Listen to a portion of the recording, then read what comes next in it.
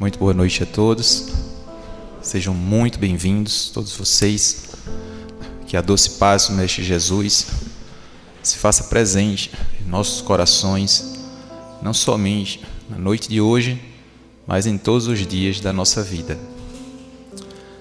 A gente vai conversar hoje um pouquinho sobre o tríplice aspecto da doutrina espírita: espiritismo, ciência, filosofia e religião.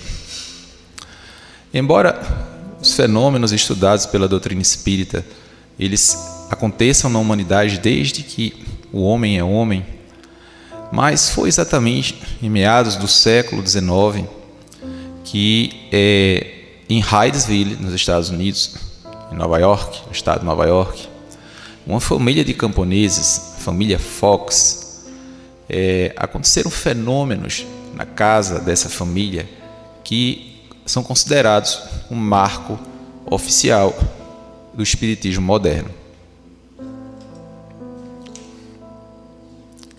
Obrigado, Lenny.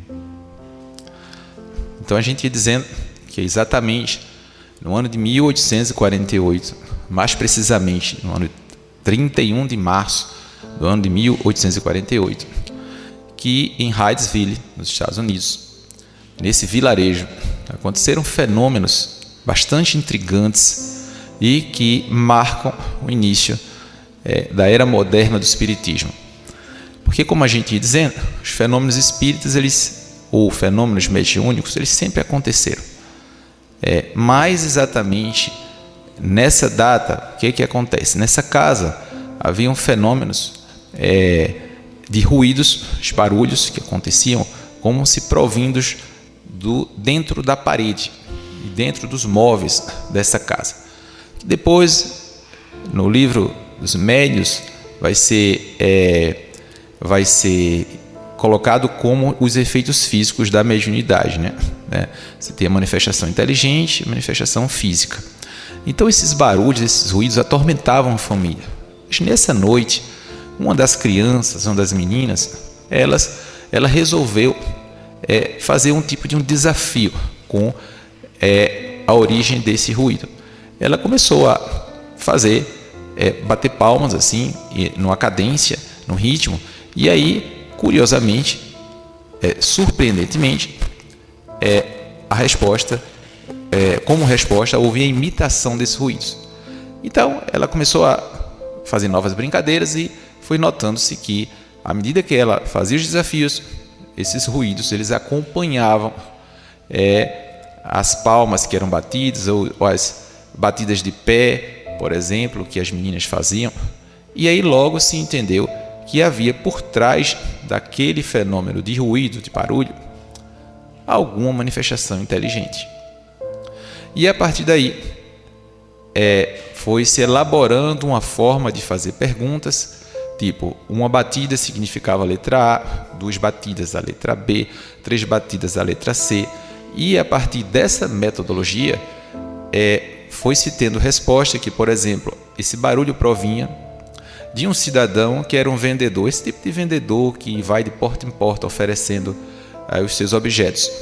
E quando ele chegou nessa casa, as pessoas se interessaram pelas coisas que ele estava vendendo e aí convidaram ele para pernoitar na casa, sendo que os antigos donos da casa, eles se apoderaram do que o homem tinha e o assassinaram, colocaram seu corpo no porão da casa. Então ele, através desse fenômeno de respostas, através dessa maneira peculiar que eles desenvolveram, né, de fazer a comunicação, ele terminou desvendando toda a sua história de vida, seu nome, a idade que tinha acontecido aquela tragédia naquela casa, o local onde seu corpo estava enterrado dentro do porão da casa e tudo. Então foi um fenômeno espetacular que aconteceu.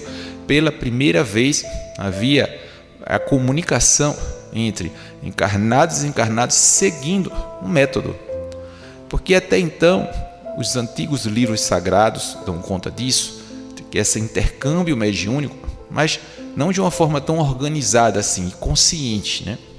Então isso aconteceu em 1848. Então só para a gente se situar na história do tempo, 9 anos depois, em 1857, é lançado o Livro dos Espíritos. Então, temos como espiritismo filosofia, ciência e religião.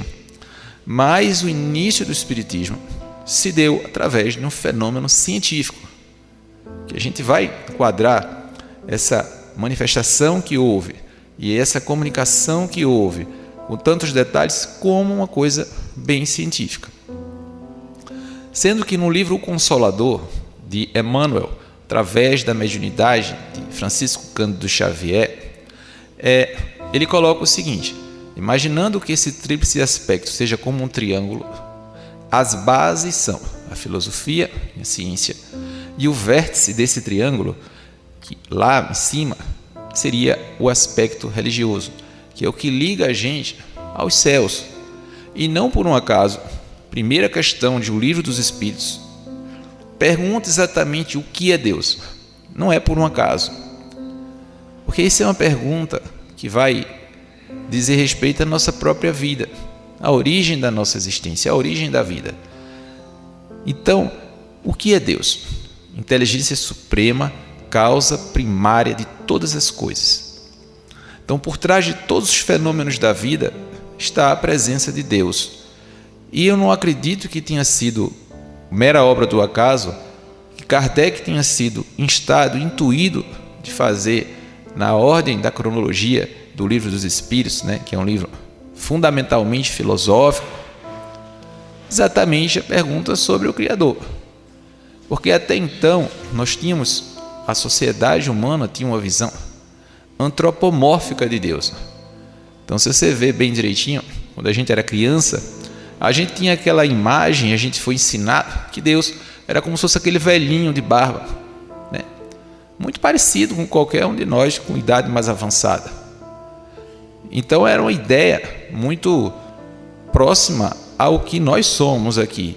Então um Deus cheio de falhas, cheio de defeitos, sujeitos à ira, sujeito à mágoa, sujeito a rancor, Deus que se revoltava contra um povo em detrimento do outro.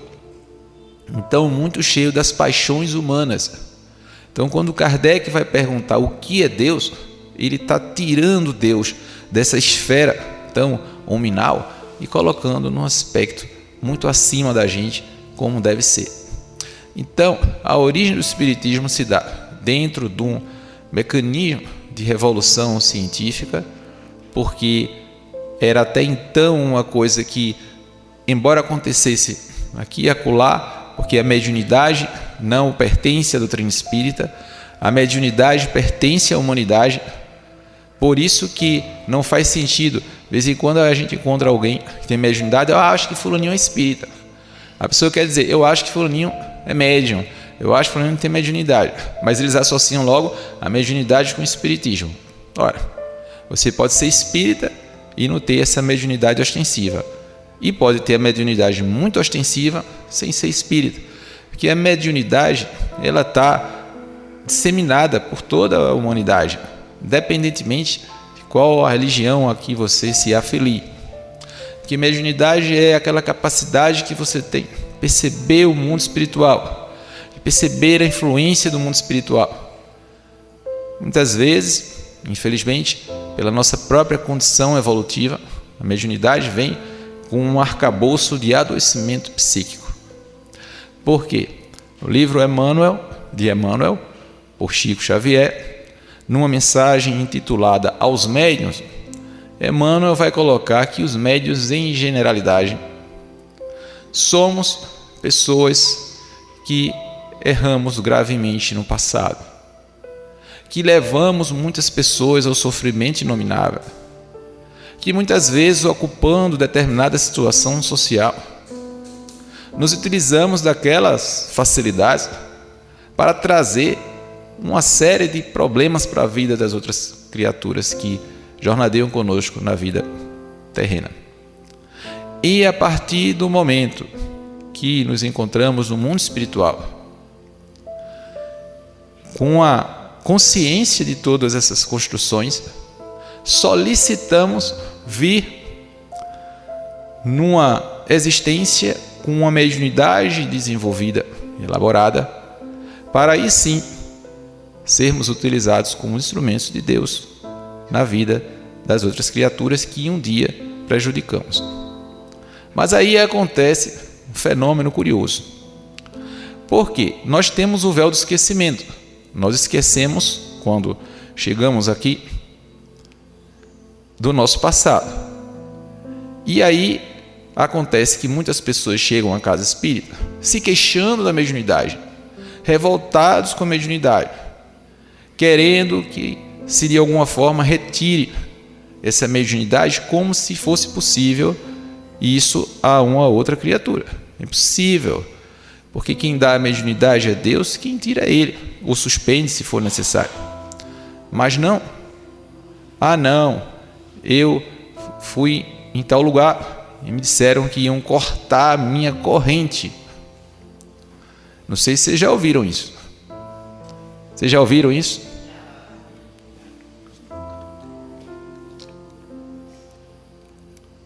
E chega ao ponto de algumas vezes a pessoa dizer: me cobraram tanto para cortar a minha corrente. Com que ninguém sabe vai cortar essa corrente. E para que vai servir esse dinheiro, muito menos. É uma coisa completamente descabida. E às vezes, depois de certo tempo, você olha, isso aí, felizmente, não é possível, tal, explica-se. E a pessoa às vezes não se conforma com aquilo ali. Aí diz: não, eu vou ver se eu dou um jeito, tal. Aí volta depois de um tempo: olha, eu gastei tanto, mas sério que é cortar, e a corrente parece que não foi cortada totalmente, e parece que nem foi cortada na verdade e tal. E aí? A gente explica de novo, a pessoa fica insatisfeita, fica naquele vai e vem, e essa corrente não corta-se, essa suposta corrente, que é na verdade a mediunidade, se corta, e aí essa insatisfação, essa revolta muitas vezes, que tem pessoas que se revoltam mesmo, mas meu Deus, por que isso comigo? E aí quando a gente explica os motivos pelos quais se acontece isso, parece que é uma negação a isso, porque na verdade muitas vezes a gente quer as coisas do nosso jeito. Aquela coisa, né? Eu gosto de tudo do meu jeito. E nessa coisa do gostar de tudo do seu jeito, que nada mais é do que o reflexo de um orgulho muito profundo, e aí a gente não aproveita essa chance que a gente tem de, percebendo o mundo dos espíritos, fazer a transformação primeiro na nossa vida e consequentemente a transformação por tabela da vida daquelas pessoas que estão ao nosso redor, que, como o Domício bem falou no exórdio, não estão ao nosso redor por um acaso, porque nós não atravessamos o caminho de ninguém por um acaso, e ninguém entra na nossa vida sem razão, como dizia Chico Xavier. Tudo tem uma razão de ser, e as nossas relações mais próximas, embora a revolta muitas vezes aconteça pela incompreensão, pelas problemáticas, né? Os relacionamentos humanos, eles são muitas vezes difíceis, tem os entraves, tem os percalços, mas tem uma razão de ser, porque muitas vezes temos a visão obstruída. O mundo da matéria obstrui muito a nossa visão. Nossa visão fica meio que obnubilada, né? Por um pano negro que nos faz esquecermos, né, muitas coisas importantes que são, na verdade, como o Domício falou no exórdio, que são comprometimentos que temos ao planejarmos a reencarnação. Mas quando chega aqui, a gente meio que refuga. Isso está bem colocado no livro Os Mensageiros, do André Luiz. A primeira parte inteira é exatamente sobre os médiuns que quando se deparam com as dificuldades, retrocedem. Porque nós temos uma construção toda de orgulho, arrogância, prepotência, petulância, o desejo de dominação, afastados do caminho de Deus. E para a gente fica muitas vezes difícil realmente a gente se desvencilhar dessas características para fazer como o apóstolo Paulo disse, não a nossa vontade, mas a vontade de Deus em nossa vida. A gente prefere bater a cabeça, a gente prefere muitas vezes desafiar as nossas sensações, os nossos sentimentos, ir de encontro à realidade que está à nossa frente. E muitas vezes eu já escutei pessoas dizendo que se fosse para vivenciar a mediunidade, porque a pessoa pergunta, e eu vou ter que desenvolver isso? Eu, de forma alguma, porque já está totalmente desenvolvido, vai desenvolver mais o quê? Você já sente, já vê, já ouve, sua vida já está aí, toda prontinha com relação à mediunidade. Vai desenvolver mais o quê? A pessoa quis dizer, a pergunta é, quer dizer que eu vou ter que, através da mediunidade, servir o meu semelhante? É essa a pergunta, na verdade. Por trás dessa coisa aí, né, maquiada, de vou ter que desenvolver, vai ser, e vou ter que abandonar as coisas que eu me habituei a vida toda a fazer. Às vezes a pessoa vem fazer o tratamento, aí pelas tantas começa a melhorar, e aí quando começa a melhorar, aí as coisas todas que são do protocolo do tratamento, aí a primeira coisa que a pessoa pergunta é, me diz uma coisa, eu já estou bem melhor, e eu vou precisar vir muitas vezes ainda? Né? Te escuta muito. Ou então, olha, eu vou continuar vindo, viu? Agora tem uma festinha para eu ir, final de semana que vem, aí eu queria saber se eu já estou liberado para tomar aquela cervejinha, porque, você sabe, né? Cervejinha é sagrado, né? A cervejinha é sagrada. Agora, 2, 3 meses antes, a pessoa veio amparada, segurada nos braços do povo, no sentido de ser carregada, estava desanimado para a vida, não tinha mais vontade de nada. E quando começam a aparecer os raios do melhoramento, a pessoa está se sentindo bem. Os antigos companheiros da obsessão espiritual começaram a serem auxiliados também no trabalho, que o trabalho na casa espírita você não auxilia apenas os encarnados. Os desencarnados, que são em número muito maior, muitas e muitas vezes são auxiliados.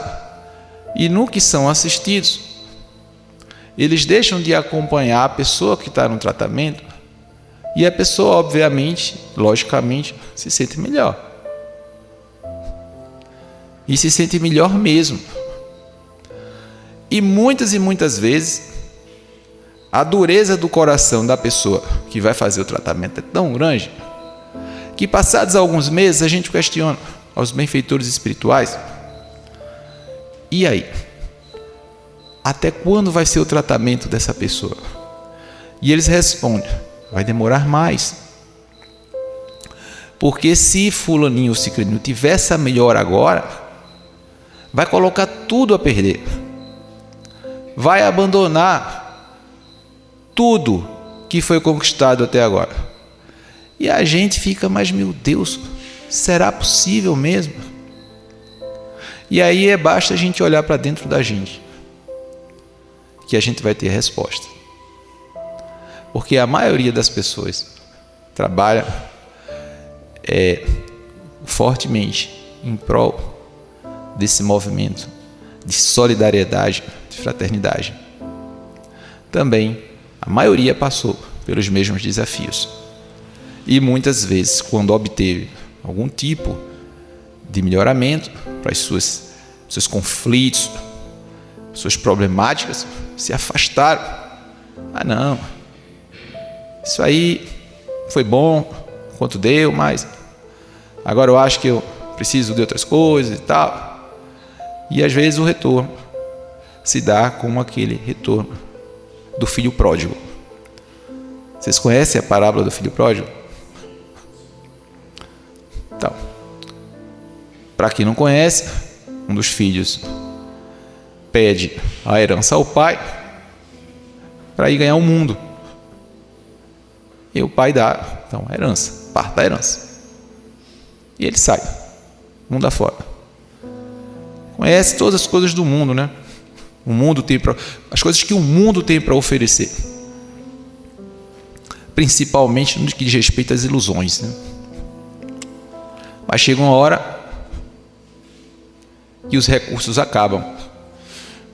E como acontece na maioria dos casos, como os recursos acabam, o que é que acontece? Todos os amigos desaparecem.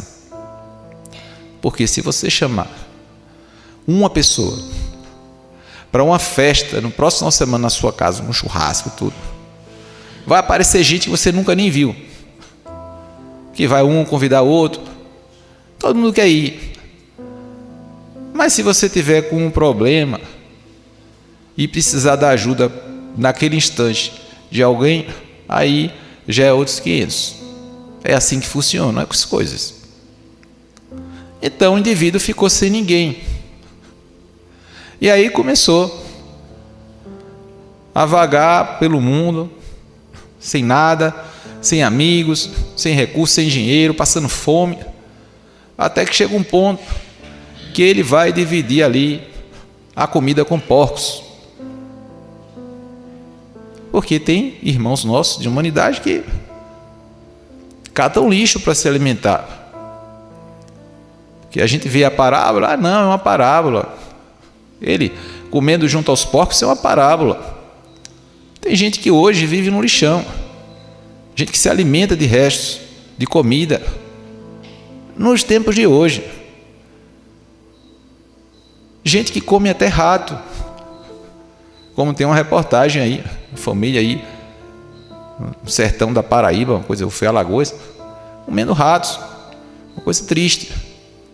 Então o indivíduo estava lá dividindo a refeição com os porcos. Então ele pensou, meu Deus, pequei contra ti, pequei contra todos. Eu vou fazer o quê? Aí volta para a casa do pai.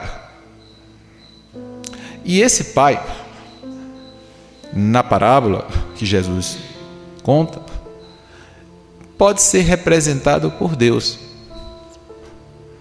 A gente se afasta dele para viver a vida do mundo e as coisas que o mundo tem para oferecer. Em extenso entendimento. Entenda de todas as formas. Mas chega um tempo que as coisas do mundo, elas não dão respostas para as nossas necessidades. Não dão. E a gente vai lá com o rabinho entre as pernas para voltar para a casa do pai. Esse pai, o filho vai chegando, quando chega na porta de casa, de longe, o pai se alegra, porque o filho está voltando. Porque a gente é muito orgulhoso, mas Deus é perfeição. Deus, como Pai perfeito, quando reconhece que o filho está desejoso de restabelecer-se do ponto de vista da consciência, Ele vai dar sempre a oportunidade. A gente é que é orgulhoso, às vezes é rigoroso. Não vou perdoar nunca o que fizeram comigo. Um negócio como esse eu não perdoo nunca. Nunca na minha vida eu vou perdoar. Muitas vezes a gente diz isso. Agora a gente tem essas exigências.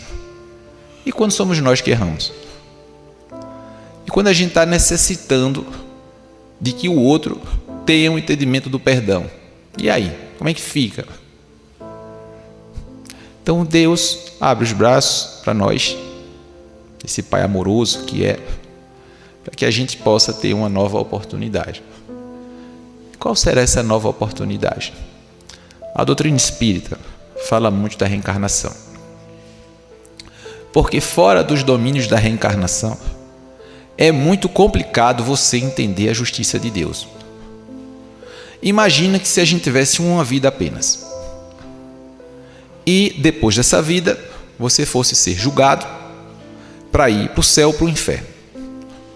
Aí uma pessoa vive 70 anos, tem muito tempo para errar, e outro vive 5 anos, não vai ter tempo para errar. Então é melhor viver só 5 anos e viver eternamente no céu, do que ter 70 e ter o risco grande de fazer um bocado de coisa que não presta e passar o resto da vida no inferno. A reencarnação, a multiplicidade da existência vai resolver isso, porque vai explicar para a gente que as coisas que a gente sofre hoje são resultado de construções do passado. E a gente, quando vê uma pessoa que tem uma capacidade extraordinária em qualquer campo do conhecimento humano, não foi também porque essa pessoa teve mais sorte do que eu. Foi porque é o resultado das construções dessa pessoa. Se a pessoa vem numa condição com muita privação econômica, porque um dia abusou disso aí, e vai ter uma série de aprendizagens para poder, numa encarnação seguinte, ter mais facilidade. A que tem muita facilidade hoje é uma provação muito grande, porque a chance de errar é enorme, e o ser humano precisa de dificuldade para se aproximar de Deus. As facilidades, de certa forma, te ajudam a se distanciar do que é mais sagrado, porque as distrações do mundo são muitas. Para quem tem muitos recursos, a pessoa tem sempre uma maneira de se distrair. Às vezes aquilo que é o mais importante, seguramente, aliás, o que é mais importante é, primeiro, está dentro de nós, não está no mundo externo, não está nas nossas necessidades. Buda, certa vez, quando foi perguntado qual era o homem mais feliz, é o que tem menos necessidades. Porque se você tem menos necessidades, você vai ser feliz em qualquer lugar, em qualquer condição, em qualquer circunstância. Porque o melhor lugar do mundo é aqui agora, exatamente nesse instante. É o que a gente tem de palpável. O amanhã a gente não tem nenhuma segurança de que vai acontecer para nenhum de nós. E a oportunidade que a gente tem de fazer as mudanças que são tão necessárias para a vida da gente é aqui agora. Seja através de uma mensagem que você manda no celular para alguém, uma mensagem de esperança, de conforto, de consolação, um aperto de mão, um abraço sincero, um olhar de compaixão, de misericórdia, que nós somos muito críticos, né? E a gente às vezes se distrai muito e perde muito tempo com coisas desnecessárias, completamente dispensáveis na nossa vida. Essa é a oportunidade que nós temos. Estamos na nossa melhor encarnação, certamente com os melhores recursos mentais, espirituais, acessando uma doutrina, uma filosofia que nos dá respostas para a maioria das nossas indagações. Se não todas, a boa parte dela. A doutrina espírita, enquanto filosofia, nos dá a resposta de quem somos, de onde viemos, para onde vamos. Nos dá respostas acerca de que as nossas pessoas que tanto amamos não se desvinculam de nós de forma alguma, por mais que tenhamos perdido alguém que a gente muito ame. Essa pessoa tem algum local conectado a gente pela força transponível do amor que nos liga uns aos outros, nos fala da esperança de dias melhores. Então a doutrina espírita é eminentemente consoladora. para os nossos corações sequiosos de paz. Tenho certeza que, por melhor que seja a vida de alguém aqui, ninguém aqui vai dispensar um tantinho a mais de paz. Porque a paz talvez seja a coisa mais procurada por todos nós, mais buscada por todos nós. Porque muitas vezes você diz assim: eu tenho muitas coisas na minha vida, mas eu não tenho paz. Ou então, aquilo, isso e outra coisa em mim está tudo ok, mas o que me falta é paz. Eu não tenho paz de espírito. Eu até consigo trabalhar, eu consigo me manter, eu consigo isso, eu consigo aquilo, mas me falta paz. Onde é que eu compro essa paz? Onde é que eu alcanço essa paz?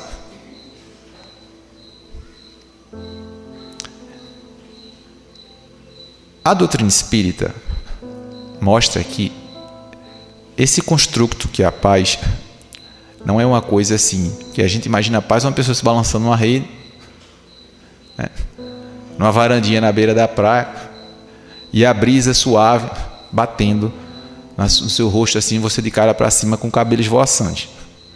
A paz não vai ser isso.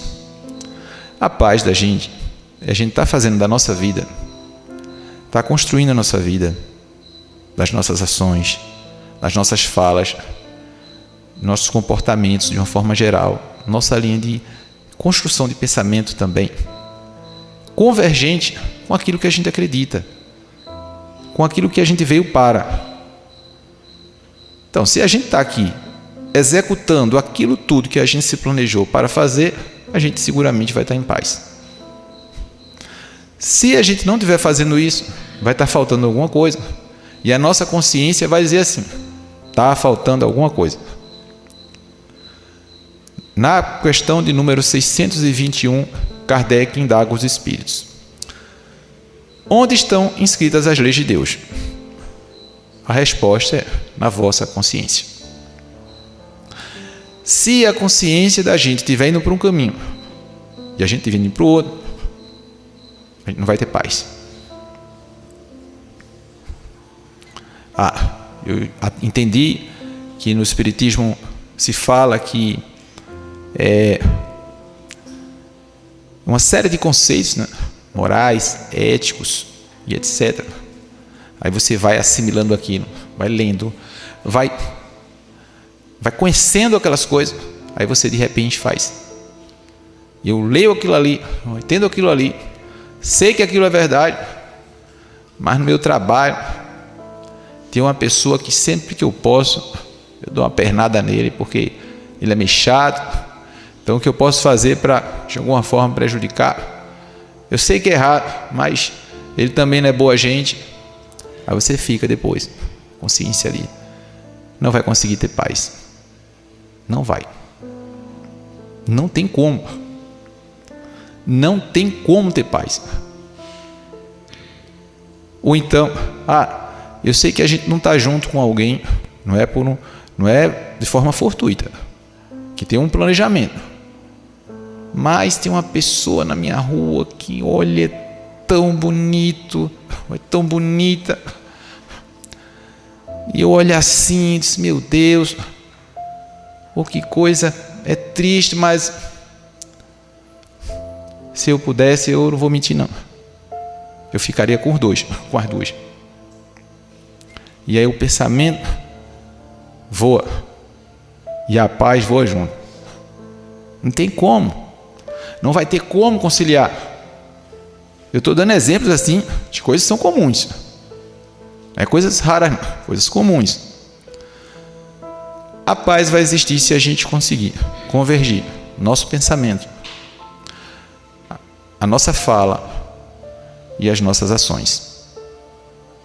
Enquanto a gente falar uma coisa, pensar outra e fizer uma terceira ainda, não teremos paz.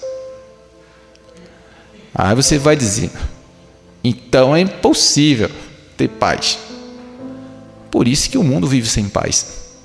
Mas não por isso a gente vai deixar de procurar por isso. Porque a filosofia espírita, a doutrina espírita, ela tem um poder fenomenal de trazer a gente para um movimento de esperança de que é possível, sim. Primeiro porque diz que a gente tem um mentor espiritual que nos acompanha e nos auxilia o tempo inteiro, e que através da oração, quando a gente eleva o pensamento ao alto, os bons espíritos vêm ao nosso socorro para nos auxiliar. E quantas e tantas vezes a gente pôde observar isso claramente, não somente através de comunicações diretas, mas através de intuições para resolverem-se questões que até então se pareciam insolúveis. Sendo que muitas vezes a gente se acredita menor do que a gente é. Veja a recomendação do Cristo planetário: vós sois deuses, que brilhe a vossa luz. Sendo que a gente acha na maior parte do tempo que a nossa luz está apagadinha ali. A gente não utiliza-se desses recursos que a gente tem internos dentro da gente. A gente tem uma capacidade muito grande de construção, de fazer as coisas acontecerem, de revolucionar o mundo.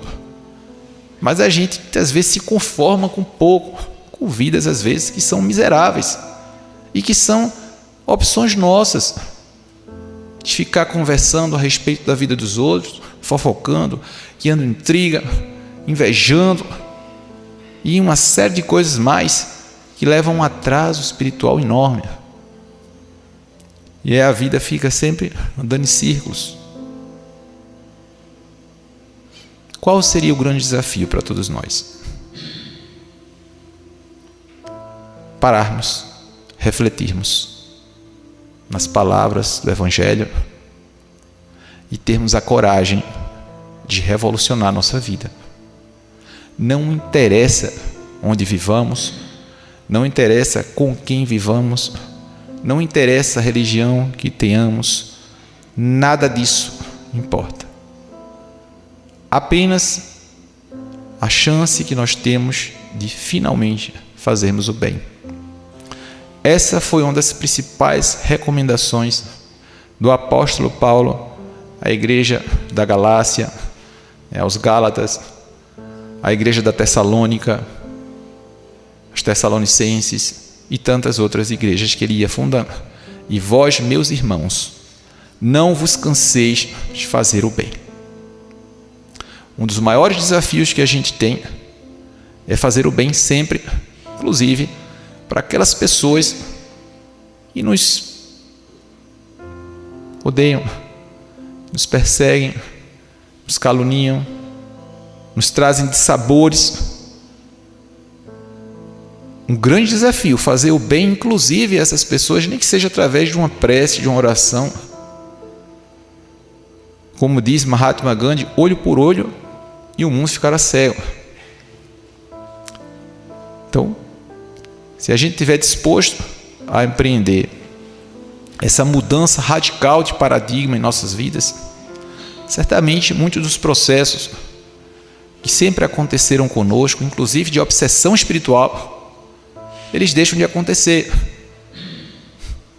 Porque muitas vezes a pessoa chega no centro espírita quase com um orgulho em dizer: eu passo por um processo de obsessão espiritual e por isso eu estou nessa condição miserável. Como se culpa nenhuma um indivíduo tivesse de estar passando pela obsessão. Como se a culpa fosse exclusivamente do espírito. Como é que é isso então que funciona? O processo de obsessão espiritual funciona como sintonia. A pessoa abre o campo de influência, o espírito vem lá, se acopla e está feito lá a obsessão. Ninguém vai entrar nessa casa se não abrir a porta. Então, quando estamos obsidiados, nós temos uma boa parte de culpa nisso. Então, não é nenhum mérito para a pessoa chegar e dizer que está lá obsidiado e que a culpa é do obsessor. Então, um desafio muito grande essa mudança, porque se houvesse isso, essa disposição para a mudança, as obsessões não aconteceriam mais. Não teria como acontecer. Impossível de acontecer. Sabe esses trabalhos de desobsessão que acontecem nas casas espíritas? Eles deixariam de acontecer. Se houvesse evangelização de todos nós, se nós fôssemos todos evangelizados, no termo estricto da palavra, senso estricto, o que seria evangelização? Ter compaixão, amorosidade, vivermos na fraternidade, amando mais, perdoando mais, julgando menos, não existiria obsessão. Acabou. Esse trabalho, quem for voluntário da Casa Espírita e gostar muito desse trabalho, ia estar desempregado. Isso é fácil? Não. Porque exige de nós, às vezes, esforços muito intensos para a gente abandonar o velho homem, como Paulo de Tarso diz, né? E esse que o bem que eu quero fazer, eu não faço. E o mal que eu não mais quero fazer, eu ainda faço. Veja se não somos nós. Veja se não somos nós. O mal, eu não quero mais fazer o mal. Não quero. Mas de vez em quando, um vacilo, estou lá eu fazendo. Nem que seja através de uma palavra que você diz que não deveria ter dito. Mas aquele bem, né? Você vai lá ler, diz, agora eu vou. Agora eu vou. Ninguém sabe para onde, mas está dizendo que vai. Vou fazer o bem. Aí quando tem a primeira oportunidade de fazer, não faz. Aí o bem que eu quero fazer, eu não consigo fazer ainda. Representa também a gente. Em geral, nós somos muito bem representados por Paulo de Tarso. Inclusive na capacidade que a gente tem de mudança, né? De evolução, de abandono dos antigos vícios e aquisição de novas virtudes, que para isso é que existe o processo de evolução espiritual. A doutrina espírita vai nos trazer todas essas dimensões: a filosófica, a científica e a religiosa. O que é que a gente vai fazer de posse disso aqui? Depende de nós. Exclusivamente de nós. Muitas vezes a gente passa por tudo isso aqui e somente depois de muito, mas muito tempo, às vezes quando a gente já está com a idade bem mais avançada, é que a gente vai cair a ficha e dizer, puxa vida, eu tinha a chance desde lá atrás de utilizar esses recursos na minha existência, e muitas vezes eu ouvi dizer, olha, se eu tivesse compreendido essas lições lá atrás, talvez muitas das coisas que eu passei na minha vida eu não tivesse passado. A gente fica com o coração desse tamanho quando a gente escuta isso. Muitas vezes eu escuto, se eu tivesse conhecido isso antes,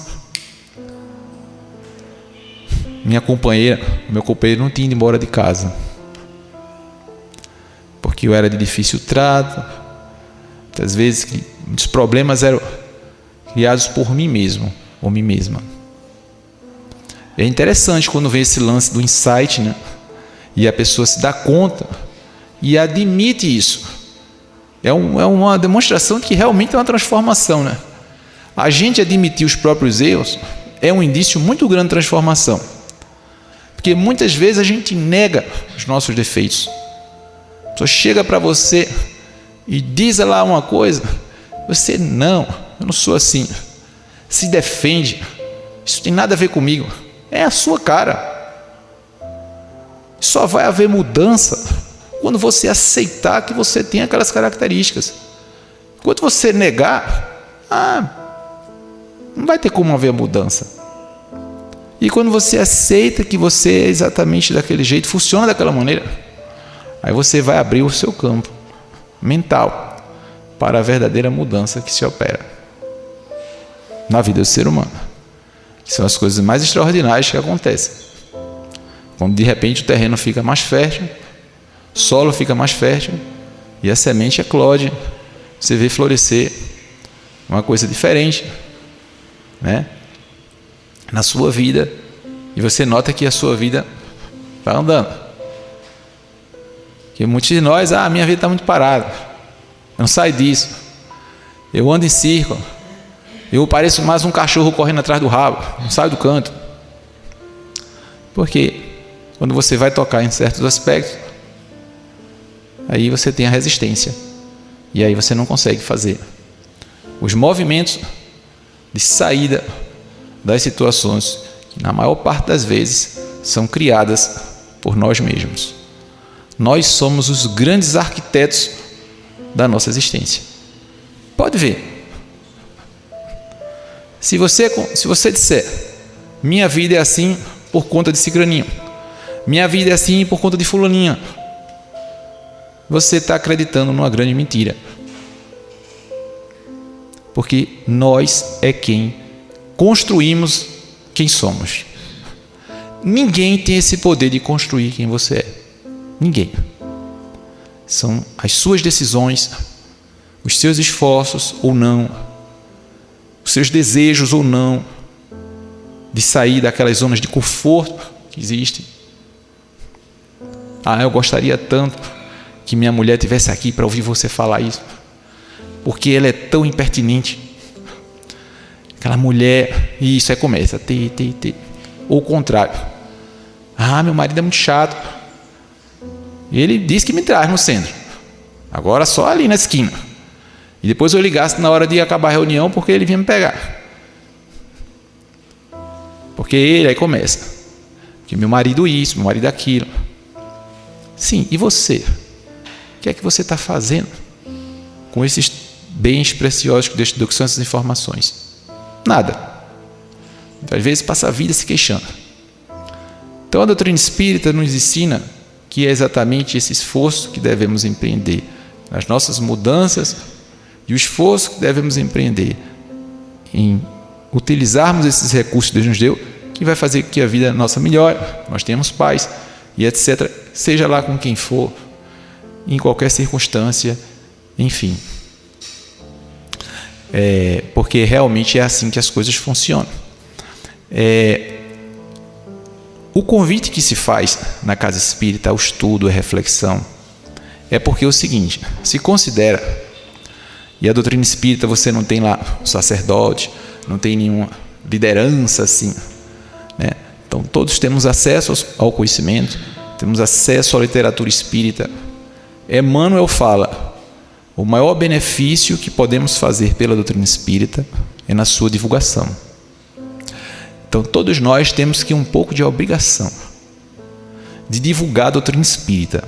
Não é fazer proselitismo. Fazer proselitismo é aquele negócio, você fica insistindo para que as pessoas sejam espírita, ou querendo forçar o outro a acreditar em reencarnação, ou acreditar em qualquer coisa relacionada ao espiritismo. Não tem cabimento isso. Mas sim divulgarmos na medida da possibilidade, através dos nossos perfis, divulgando, compartilhando as mensagens tão bonitas que tem as páginas do Evangelho, as obras de Francisco Cândido Xavier e de outros autores. A gente compartilhando, tantas vezes a gente vê a pessoa: você divulgou uma coisa tão bonita, eu achei tão linda aquela mensagem, de quem é? E a partir dali as pessoas vão se interessando e vão se aproximando, porque a doutrina espírita é o consolador prometido, e essa mensagem consola realmente os corações sequiosos de paz. E a gente não deve privar as pessoas a terem acesso a isso aqui. A gente está causando um grande benefício para a vida das pessoas, sendo feito dessa maneira que eu estou falando. Então vamos ver se a gente consegue fazer isso, a gente ser um multiplicador dessas informações, o que hoje a gente se beneficia e que um dia a gente precisou tanto, e a gente foi tão bom a gente encontrar essa luz na vida da gente, que a gente possa permitir que outras pessoas também encontrem essa luz em suas vidas. E isso, se a gente fizer isso, a gente vai estar contribuindo enormemente para a vida de tantas pessoas que de repente cruzam o nosso caminho sem ser por um acaso, e que a gente às vezes, por estar adormecido quanto à necessidade de a gente fazer isso, termina a gente deixando de auxiliar o nosso irmão de caminhada. Então, estejam todos vocês convidados a também participar do estudo que se faz aqui na Casa do Livro dos Espíritos, se faz nas quartas-feiras, certo? Às 19 horas, é online.